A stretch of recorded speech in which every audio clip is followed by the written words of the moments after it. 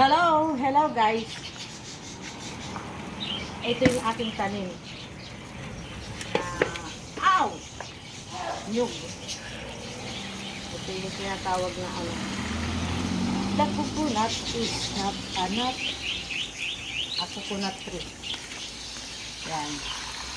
Guys, try nyo guys magtanim ng nyug sa paso. Ito ano, since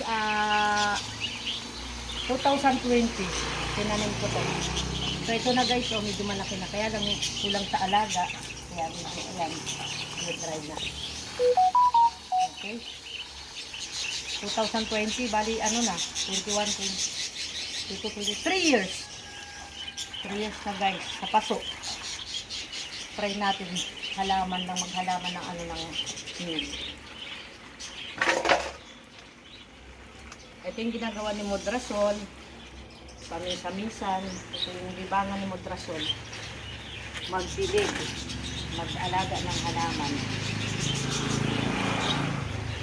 Sometimes nagpo-post.